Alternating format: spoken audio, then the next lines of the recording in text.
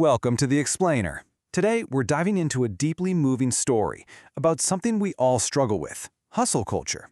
We're going to explore the radical choice to just slow down through the eyes of a guy named Rini who decided to choose peace over panic. Let's get right into it.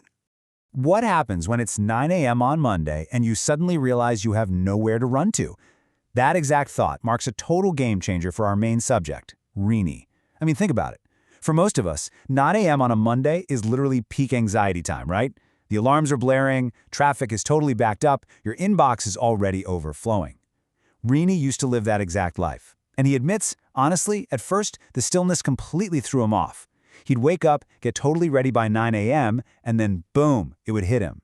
There was actually nowhere he needed to rush to. And it was right then, letting go of that phantom schedule, that he finally started living. He even noted it was the very first time he stopped long enough to just watch his coffee go cold. To really get this, we have to look at Rini's old friend, Anand, who is pretty much the poster child for modern hustle. The story kicks off with Anand in a Kochi brokerage office. It's almost 8:30 at night. The place is empty, except for this cold glow of computer screens showing endless stock charts and numbers. Emails pinging everywhere. His phone is ringing off the hook. He is completely trapped in this data loop. He even tries to call Rini but gets no answer. Now flip that completely. Cut to Rini in his home in Menamkulam. The windows are wide open, letting the evening breeze roll in. He's barefoot, wearing some old t-shirt, completely lost in trying to tune an acoustic guitar. His phone buzzes with Anand's call, but the music totally drowns it out. Rini doesn't even notice. It's a night and day difference, and it's absolutely intentional. So what exactly is Menamkulam? Sure, geographically speaking, it's a village with narrow roads, ponds, and coconut trees, but looking deeper into the story, it becomes so much more than just a pin on a map. It's really a sanctuary of slow living.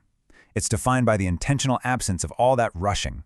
When Anand finally decides to visit Rini and brings his elderly father Devasi along for the ride, they aren't just traveling to a new town.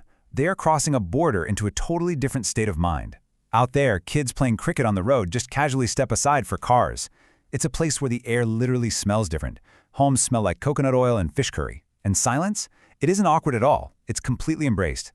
If you map out a typical day in Rini's life, it's basically the opposite of those optimized productivity hacks we're always being sold. His morning, it involves that cup of coffee just sitting there going cold. Not because he forgot it, but because there's just no rush to drink it. By the afternoon, he's literally just listening to the quiet wind and the sound of leaves being swept. Come evening, it's a quiet daily walk by the local pond. And at night, sharing some palm toddy under the moon, having conversations that, as Rini puts it, don't run. By stripping away all those rigid schedules, Rini lets the tiny, often ignored moments become the actual main events of his day. Which brings us to Anand's father, Devasi. He's 78 years old, and the exact second they drive into Menamkulam, he feels the shift. He looks out the car window and drops this incredible observation. Here, even the wind doesn't have the smell of running. Now, Anand, whose whole life is built on speed, has absolutely no clue what his dad is talking about, but Devasi gets it instantly. This is a guy who falls asleep to the fuzzy sound of an old Philips radio playing classic Malayalam songs. He fundamentally understands that our modern life has this distinct, panicked scent to it, the smell of running. And he is so relieved to find a place where that smell is finally gone. Devasi really acts like a bridge here between Anand's chaotic universe and Rini's peaceful one.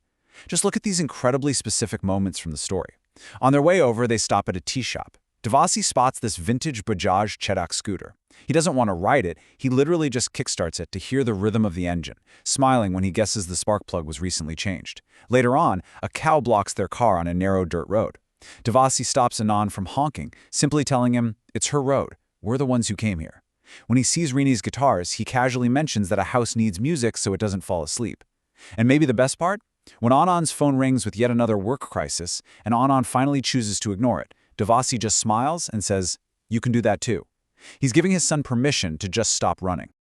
While wandering through Rini's house, Devasi notices this wall completely covered in souvenirs from all over the world.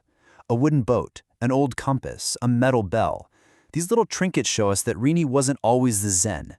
He used to travel, he used to search, he used to run, exactly like Anand is running right now. Devasi takes a look at these tokens of a super restless past and says, some journeys are meant for us to come back home. This hits the nail on the head for our explainer today. Rini's current peace isn't because he's sheltered and never seen the world. It's because he's seen enough of it to realize that the ultimate destination is finding a home within yourself, a place of unhurried calm. But it's important to realize Rini's peace isn't just some carefree, permanent vacation. It's a daily practice, and it is heavily layered with his past. There's this very quiet late-night scene. Everyone else is asleep, and Rini is sitting alone under this dim amber light. He's holding his acoustic guitar close to his chest, trying to perfectly tune just one string. He plucks it, adjusts the peg, plucks it again. It's close, but not perfect. Staring out into the empty room, he whispers to someone who isn't there, "You left, and it hasn't been in tune since." This brilliantly shows us that slow living doesn't mean you magically erase your grief. Instead, the stillness gives Rini the actual space to honor that loss, to just sit with it and patiently try to bring his life back into harmony, one tiny adjustment at a time. This brings us to the really profound climax of the story. It's late afternoon. The sun is going down, casting this heavy, golden light over the totally still pond. Devasi, in his white dhoti, decides he wants to wade in. It's not some grand ritual. He just wants to feel the water. He and Rini wade in together, the water coming up right to their chests. Devasi starts to swim, his body just instinctively remembering the muscle memory from his childhood. They get to the middle of the pond, and Devasi stops. He floats there, looking up at a bird flying across the sky, and he smiles. This deep, genuine smile of a man totally at peace. Then, slowly, the smile gently fades. His face settles into absolute serenity, and he leans back, letting the water take him.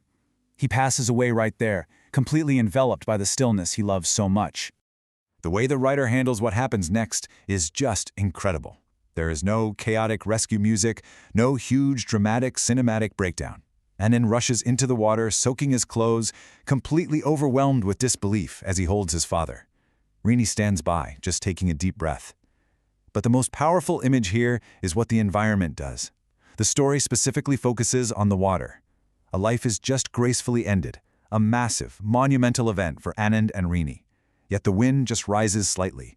A small ripple forms on the surface of the pond, and then it slowly fades away. The golden light shifts to amber, then gray. But the pond itself, it remains entirely unchanged. It just returns to absolute stillness. It's as if nature itself honors Devasi's passing by simply absorbing it into the quiet. Which leaves us with a really powerful final thought. We started this explainer looking at Anand's flickering computer screens and his constantly ignored phone calls. We watched a guy whose entire self-worth was totally tied to his speed. But through Rini's slow, intentional mornings, and through the incredibly dignified, peaceful end of Devasi's wife, we're shown a completely different path. The story of Menamkulam isn't just a tale about a sleepy village. It's a direct challenge to how we all live today. So take a moment to really think about it. After witnessing the profound dignity of such a quiet life, what might you be missing by running so fast? Thank you so much for joining me on this explainer. Until next time, hey, maybe let that coffee go a little cold today.